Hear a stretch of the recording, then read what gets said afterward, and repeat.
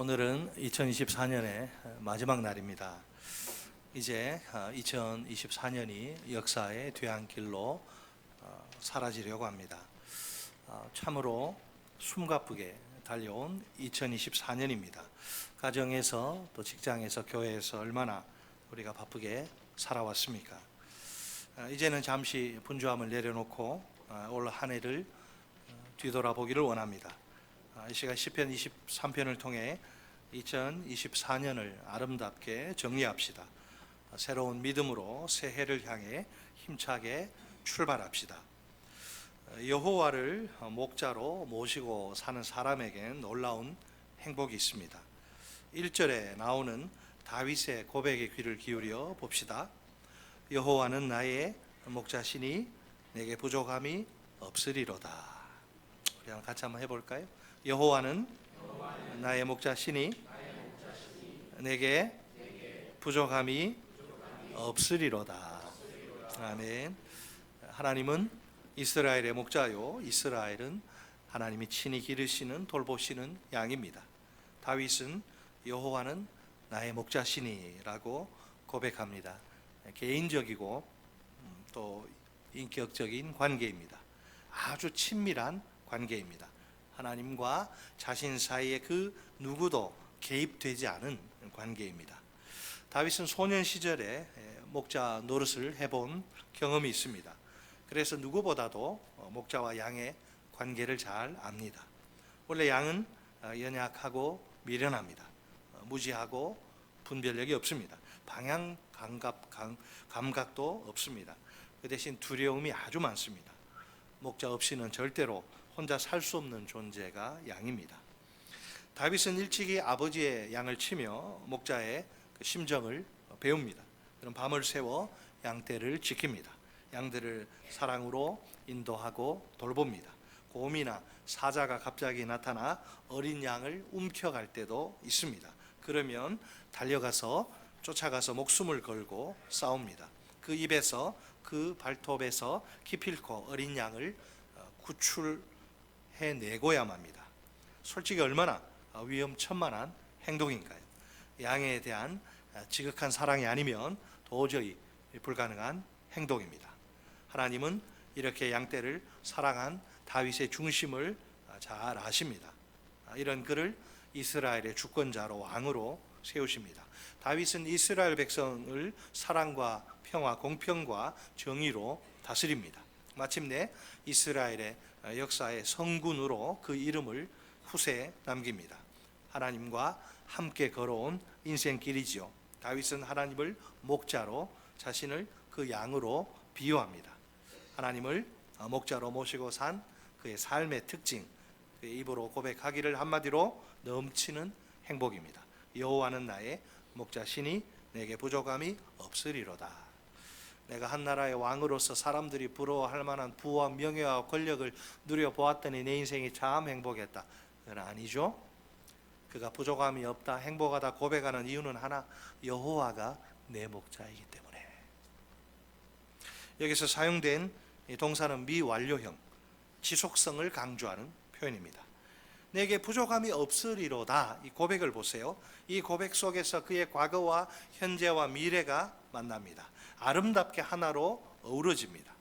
목자이신 하나님을 생각할 때 여러 가지 은혜가 막 떠오르는 거죠. 그 은혜는 단순히 과거의 추억으로만 끝나지 않습니다. 현재에도 똑같이 자신에게 부어지는 중입니다. 미래에도 틀림없이 임하게 될 것입니다. 다윗은 이렇게 말하고 싶어합니다.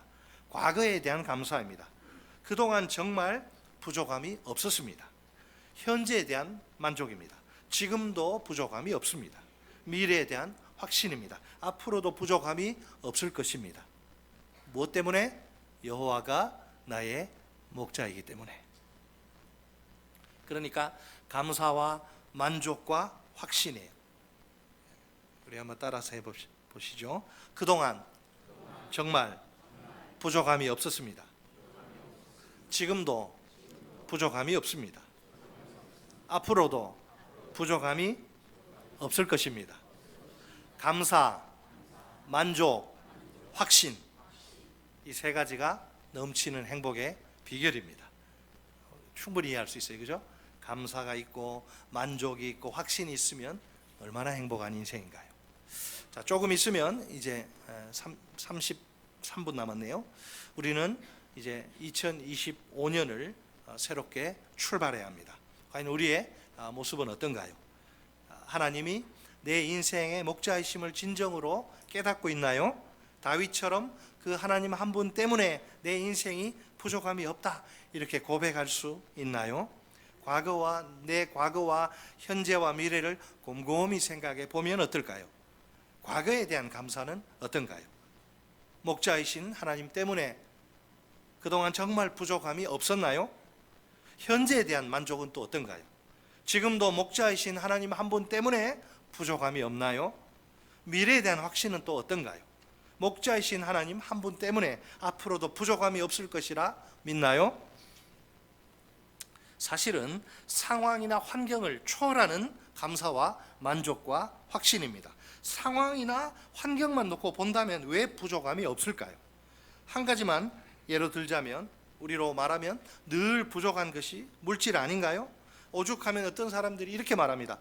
돈 걱정 없이 원대로 써보다 죽으면 여한이 없다 이렇게 말할까요? 정직하게 말하면 내게는 부족한 것 투성입니다. 그런데도 그 부족함이 내게서 감사와 만족과 확신을 빼앗지 못합니다. 부족한데 마음속에 감사가 넘칩니다. 부족한데 영혼이 만족을 누립니다. 부족한데 내면 깊숙한 곳에서부터 확신이 폭발합니다. 비신자는 도저히 이해할 수 없는 일입니다. 어떻게 이럴 수가 있을까요? 이것이 여호와를 목자로 모시고 사는 양의 행복입니다. 본래 부족함이 없는 양의 행복은 철저히 목자의 손에 달려 있습니다. 다윗은 양의 행복을 위해 일하시는 목자 하나님의 모습을 떠올립니다. 그 모습을 아름답게 노래합니다. 먼저 2절 말씀입니다. 2절, 그가 나를 푸른 풀밭에 누이시며 쉴만한 물가로 인도하시는 도다. 자, 양의 행복을 위해서 하나님이 하시는 일, 목자 하나님이 하시는 일을 보는데요. 첫째로 목자는 양떼를 어디에? 푸른 풀밭에 누입니다. 목자는 새벽 4시경에 양떼를 인도해 푸른 풀밭에서 풀을 뜯게 합니다. 그러면 양떼는 쉴 줄 모르고 정신없이 풀을 뜯어 먹습니다. 그러다가 한 10시쯤 이렇게 되면 중동의 태양이 아주 뜨겁게 장렬합니다. 양들이 매우 피곤해지겠지요. 게다가 갈증도 느끼게 됩니다. 이때 목자는 양떼를 시원하고 그늘진 다른 풀밭으로 인도합니다. 거기서 마음 편하게 쉬도록 합니다. 그러면 양들은 누워서 되새김질합니다. 먹은 것을 자연스럽게 소화합니다. 우리가 잘 알듯 양들은 자기 생존을 위한 자체 방어 수단이 전혀 없습니다. 그러다 보니 위험에 처할 낌새만 보여도 무서워 달아납니다. 참으로 무력하고 또 겁 많은 연약한 가축입니다. 양들은 목자가 자기와 함께 있을 때 비로소 안심합니다. 진정한 평화를 느끼게 됩니다. 비로소 또한 마침내 안식을 누릴 수 있습니다. 마찬가지로 하나님이 나의 목자가 되십니다. 늘 나와 함께 하십니다. 내 곁에 가까이 계십니다. 왜? 그분이 목자이기 때문에. 목자는 양을 떠나지 않습니다. 이 사실을 깨닫는 게 중요합니다. 그럴 때 모든 두려움과 공포가 사라집니다. 참된 안식과 평화를 누릴 수 있습니다. 둘째로 목자가 양들을 위해서 하는 일, 양들을 어디로 인도하세요? 쉴만한 물가로 인도합니다. 양은 겁이 많아요. 온 몸에 긴 털이 이렇게 가득 덮여 있습니다. 수영 전혀 할 줄 몰라요. 그래서 흐르는 이 물을 몹시 무서워합니다. 아예 물에 잘 접근하지도 못해요. 따라서 목자는 양을 그래도 갈증을 해소하려면 물을 마셔야 돼요. 목자는 양을 잔잔한 물가로 인도합니다. 잔잔한 시냇물이 없어요. 그러면 어떻게 할까요? 목자가 흐르는 물을 돌로 막아서 이렇게 잔잔하게 만듭니다. 그런 후에 양들이 아무 두려움 없이 물을 충분히 마시도록 해줍니다. 세상 사느라고 피곤하고 지친 우리 영혼이 아닌가요? 선한 목자 예수님이 우리를 어디로? 푸른 풀밭으로 쉴만한 물가로 인도하십니다. 거기서 풍성한 생명의 꼴을 먹이십니다. 영생의 물을 마시게 하십니다. 곧 예수님은 생명의 떡이요 영생의 물입니다. 그분은 자기 자신을 우리에게 주기를 원하십니다. 이 떡을 먹는 자마다 결코 배가 고프지 않습니다. 참 만족을 얻게 됩니다. 이 물을 마시는 자마다 영원히 목마르지 않습니다. 그 속에서 영생하도록 솟아나는 샘물이 됩니다. 계속해서 3절 말씀입니다. 내 영혼을 소생시키시고 자기 이름을 위하여 의의 길로 인도하시는도다. 아멘. 셋째로 목자는 양들을 소생시킵니다. 하루 종일 밖에 있는 양들이죠. 때때로 목자에게서 멀어지는 경우가 있습니다. 이때 양은 피곤해집니다. 그러면 목자는 다시 양을 이렇게 불러 모아서 돌봐주고 사랑해줍니다. 양이 원기를 회복하도록 말입니다. 다윗이 목자이신 하나님과 함께할 때는 은혜가 충만합니다. 하는 일마다 형통합니다. 문제는 하나님의 은혜로 통일 이스라엘의 왕이 된 후부터입니다. 사방에 평안이 찾아오니 그의 마음이 교만해집니다. 말씀을 멀리하게 됩니다. 그 결과 하나님과 멀어지게 됩니다. 안타깝지만 그는 정욕으로 눈이 뒤집히고 맙니다. 남편이 버젓이 살아있는 유부녀 바세바를 탐해서 범합니다. 이 범죄를 은폐하기 위해서 살인죄를 저지릅니다. 바세바의 남편인 충신 우리아를 전쟁터에서 죽인 겁니다. 그것도 사악한 계략을 꾸며서 말입니다. 우리아 정말 억울하고 원통하기 이를 데 없는 죽음입니다. 자기가 왜 죽는지도 몰라요. 이처럼 다윗은 하나님 앞에서 큰 악을 행합니다. 간음죄도 모자라 살인죄까지 저지른 겁니다. 이런 그의 인생이 행복할 리가 없습니다. 하나님을 떠나 죄를 범한 삶은 참으로 고통스럽습니다. 불행하기 짝이 없습니다. 그런데 참으로 놀랍게도 그 모든 고통과 불행을 뛰어넘는 하나님의 은혜가 있습니다. 여전히 죄를 저지른 그에게 임하는 하나님의 은혜입니다. 다윗은 선지자 나단의 비소와 같은 날카로운 칼 같은 책망을 듣습니다. 들을 때는 아프니까 듣기 싫지만 그 책망을 들으면서 자기 죄를 깨닫습니다. 눈물로 그 죄를 회개합니다. 목자이신 하나님께로 돌아옵니다. 그때 하나님은 다윗을 물리치시지 않습니다. 있는 모습 그대로 그를 영접하십니다. 그의 흉악한 죄를 용서해 주십니다. 그의 모든 상처를 싸매어 주십니다. 그의 지치고 병든 영혼을 소생시켜 주십니다. 우리도 인생을 살다 보면 영혼이 답답하고 괴로울 때가 있지요. 외적인 어려움 때문이 아니라 내면의 죄 때문인 경우가 많습니다. 죄가 있으면 영혼이 답답하고 괴로워요. 특히 하나님을 멀리하고 또 그분의 말씀을 마음에 두지 않을 때가 문제입니다. 악한 마귀는 호시탐탐 기회를 노리는 중이죠. 우리가 빈틈을 보이기만 하면 사나운 늑대처럼 달려듭니다. 사정없이 그 빈틈을 뚫고 들어옵니다. 말씀 묵상과 이제 기도 생활을 게을리할 때가 위험합니다. 악한 마귀의 공격이 성공할 가능성이 큽니다. 우리는 무기력하게 무너지고요, 범죄의 자리에 떨어지게 됩니다. 우리 영혼은 이내 답답함과 괴로움에 시달리게 됩니다. 그러나 다윗의 예를 통해서 우리가 알 수 있듯이 그때에도 목자이신 하나님은 우리를 버리시지 않습니다. 우리에게 그때도 임하는 하나님의 은혜가 있습니다. 때를 따라 돕는 하나님의 은혜입니다. 무엇보다 우리가 하나님의 이 은혜의 보좌 앞으로 나아가면 됩니다. 진실한 마음으로 죄를 회개하면 소망이 있습니다. 신실하신 하나님이 우리의 모든 죄를 용서해 주십니다. 우리 영혼을 소생시켜 주십니다. 자기 이름을 위하여, 자기 영광을 위하여 우리를 의의 길로, 생명의 길로 인도해 주십니다. 얼마나 감사한 일인가요? 다음은 4절 말씀입니다. 내가 사망의 음침한 골짜기로 다닐지라도 해를 두려워하지 않을 것은 주께서 나와 함께 하심이라. 주의 지팡이와 막대기가 나를 안위하시나이다. 아멘. 넷째로 목자는 양들을 안전하게 지킵니다. 중동에서는 목자들이 지팡이와 막대기 두 가지를 들고 다닙니다. 지팡이는 이렇게 굽어져 있죠. 양떼가 바른 길로 가도록, 곁길로 하면 그걸로 딱 걸어가지고 당겨요. 양떼가 바른 길로 가도록 인도하는 수단입니다. 이 막대기는 양떼에게 달려드는 짐승을 후려치는 도구입니다. 양들을 보호하기 위해서. 자, 목자들은 평소에 막대기로 한 가지 중요한 연습을 합니다. 먼 거리에서 정확하게 목표물을 때려 맞추는, 명중시키는 연습 말입니다. 이처럼 이 지팡이와 막대기는 양떼의 생명과 안전을 위한 도구입니다. 양떼를 인도하는 도구요, 지키는 방어용 또 무기입니다. 목자는 이 도구들로 양들을 모든 위험으로부터 안전하게 보호합니다. 사실 우리는 어떤 위기에 처해도 두려워하지 않을 수 있습니다. 주님이 우리를 보호해 주신다는 확신만 있으면 됩니다. 사망의 음침한 골짜기는 마치 끝이 보이지 않는 캄캄한 터널과 같습니다. 여러분, 아무리 캄캄해도 끝에 희미한 빛이 보이면 어떨까요? 이제 이게 빠져나가겠구나. 한 조각 희망이라도 가질 수 있겠지요. 아무것도 안 보이는 아주 캄캄한 상황이라면 또 어떨까요? 그 어둠이 언제 끝날지 도무지 알 수 없습니다. 그러니 그 어떤 희망도 가질 수 없겠지요. 그 어떤 위로의 말도 소용없습니다.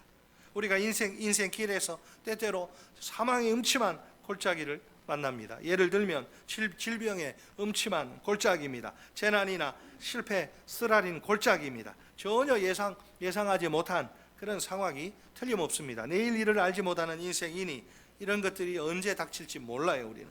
하지만 그래도 해를 두려워하지 않을 수 있습니다. 주께서 그 골짜기에서도 나와 함께 하시기 때문입니다. 여러분, 모래 위에 발자국 이야기 아시잖아요. 모래사장에 발자국이 있는데 한 사람 발자국이 나 있는 거예요. 그래서 내가 정말 죽을 만큼 고통스럽고 괴로울 때 주님 어디 계셨습니까? 왜 발자국이 하나예요? 주님이 뭐라 그러셔요? 얘야, 그건 네 발자국이 아니야. 내 발자국이고 네가 하도 힘들고 고통스럽고 괴로워서 도저히 걸을 수 없을 것 같아서 내가 너를 등에 업고 내 등에 업고 걸었다. 사망의 음침한 골짜기에 나 혼자 있으면 절망인데 사망의 음침한 골짜기 걸을지라도 주께서 함께 하심을 믿으시기 바랍니다.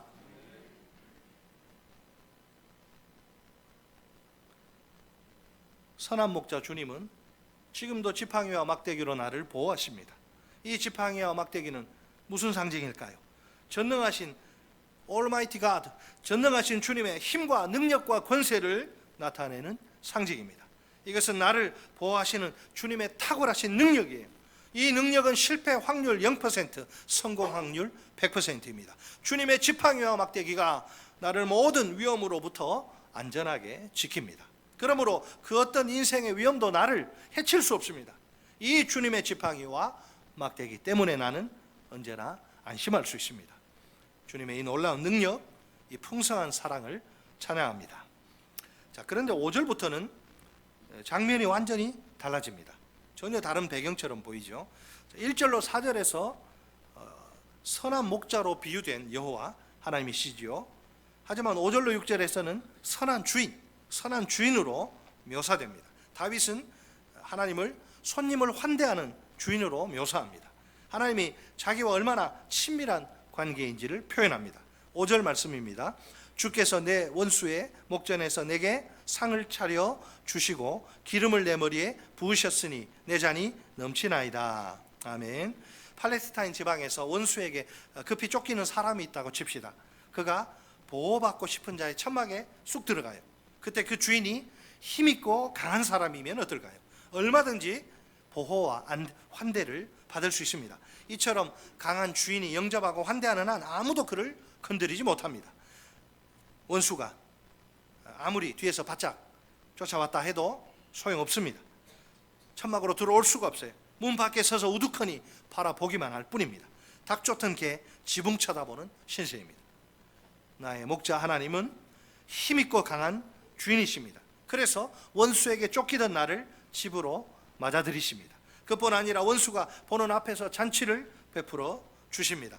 향유까지 내 머리에 부어주십니다. 선한 주인으로서 내 앞에 풍성한 식탁을 예비해 놓으십니다. 내 원수가 보는 앞에서 승리를 축하하십니다. 친히 풍성한 만찬을 베풀어 주십니다. 우리 주님이 베푸신 식탁은 풍성합니다. 맛있는 음식으로 가득 채워져 있습니다. 내 머리는 기름 향기가 진동합니다. 안전과 평안의 잔이 흘러 넘칩니다. 풍요와 행복 속에 축복도 넘칩니다. 악한 마귀는 내가 믿음으로 사는 것을 견디지 못합니다. 여러 가지 모양으로 끊임없이 나를 괴롭히고 공격합니다. 내 약점을 붙들고 고소합니다. 정죄하고 세상에서도 이 비신자들을 통해서 얼마나 무섭게 공격하는지요. 그러나 하나님은 나를 대적하는 모든 원수를 물리쳐 주십니다. 내가 승리의 잔을 높이 들게 하십니다. 다윗은 목자이신 하나님의 은혜를 깊이 생각합니다. 그래서 한 가지를 확신하게 됩니다. 하나님의 선하심과 인자하심, 사랑이 일평생 자신을 따라줄 것을 말입니다.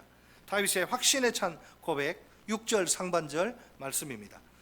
내 평생에 선하심과 인자하심이 반드시 나를 따르리니. 아멘. 따른다, 이 동사 아주 특이한데요. 뒤따라가다, 뒤쫓아가다, 가까이 시중하다, 안전하도록 뒤따르다, 이런 뜻인데 마치 선하심과 인자하심이 의인화된 하나님의 종들 같습니다. 다윗이 안전하도록 선하심과 인자하심한 종들이 뒤따르며 그를 지키고 있는 모습입니다. 분명 그동안 원수들이 다윗을 끈질기게 추격합니다. 그 목적은 다윗을 죽여버리는 것이죠. 그렇지만 주님은 선하심과 인자하심으로 다윗을 돌보십니다. 그를 이끌어 오십니다. 이런 주님의 은혜 체험이 드디어 다윗을 확신의 자리로 인도합니다. 솔직히 말해 다윗은 용서받기 힘든 죄를 지은 자입니다. 남편이 있는 여자와 간음하고 그 죄를 숨기기 위해 그 남편을 죽이고 이토록 무시무시한 죄를 짓고도 무사하기를 바랄 수 있을까요? 양심이 있다고 한다면.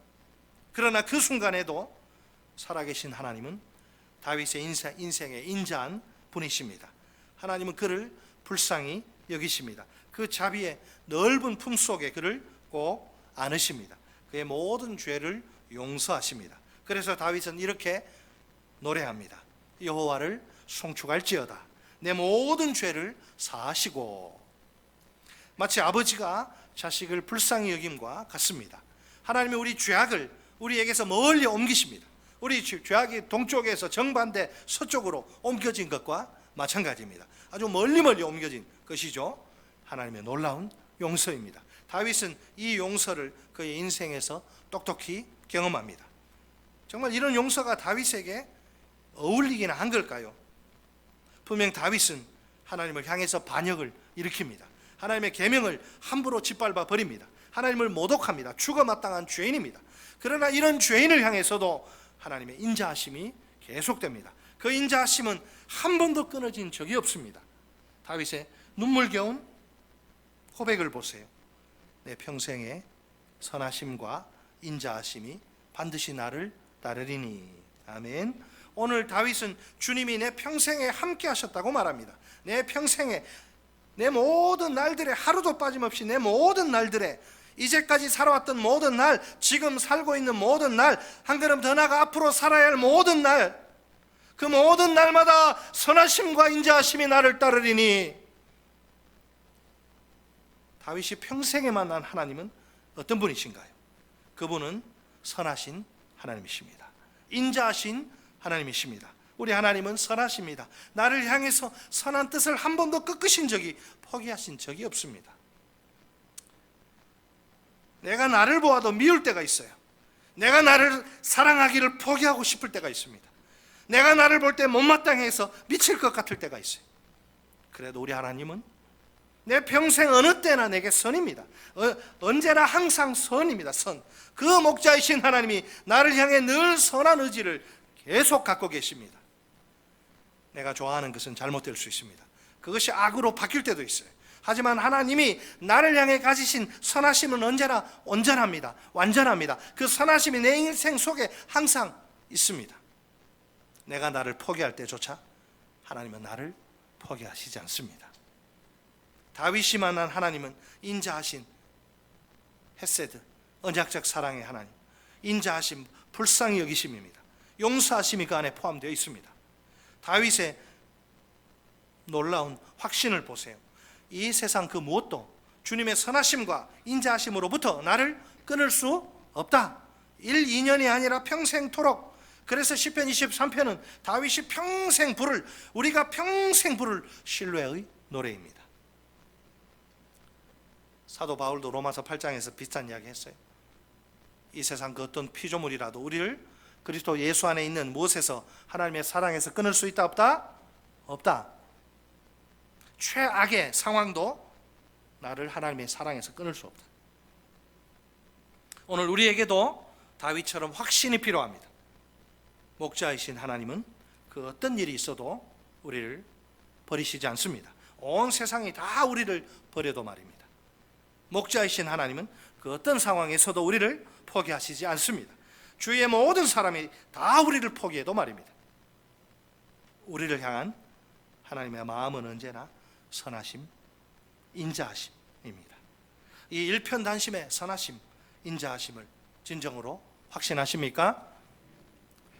우리에게 향하신 여호와의 인자하심이 크고 크도다 크시도다 크고 크도다 크시도다 진실로 선함과 그 인자심이 날마다 내 인생의 모든 날을 하나의 긴 원통이라 생각해 봅시다. 그 원통의 단면에는 내 유년 시절, 청소년 시절, 장년 시절, 노년 시절이 담겨 있습니다. 어느 단면을 잘라보아도 거기에 어김없이 하나님의 선하심과 인자하심이 철철 흘러 넘치는 중이에요. 이것이 내 모든 날 전체를 관통해 흐르는 하나님의 놀라운 선하심과 인자하심입니다. 이처럼 오늘도 내일도 모레도 아니 내 삶의 모든 날 동안 나를 붙드시는 하나님의 선하심과 인자하심이 내 영원한 힘이요 소망입니다. 2024년 한 해 동안 우리의 선한 목자가 되셔서 우리를 푸른 풀밭에 누이시며 쉴만한 물가로 인도하신 하나님이십니다. 우리 영혼을 소생시키시고 우리를 의의 길로 인도하신 하나님이십니다. 사망의 음침한 골짜기를 다니는 가운데서도 우리와 함께 하신 하나님이십니다. 2025년 새해에도 아니 우리 평생에 남은 모든 날에도 내 인생이 얼마나 남아있는지 모르지만 남아있는 모든 날에도 여전히 우리의 선한 목자가 되셔서 우리를 의의 길 생명의 길로 인도해 주실 천국까지 인도해 주실 하나님이십니다. 이 하나님의 은혜와 사랑 때문에 우리에게 결코 부족함이 없습니다. 이것이 우리가 일평생 불러야 할 하나님을 향한 신뢰의 노래입니다. 여호와는 나의 목자시니 내게 부족함이 없으리로다. 같이 한번 외쳐볼까요? 여호와는 나의 목자시니 내게 부족함이 없으리로다. 아멘. 자, 우리 손을 뻗어서 축복하는 마음으로 보면서 여호와는 너의 유의 목자시니 당신에게 부족함이 없으리로다. 아멘.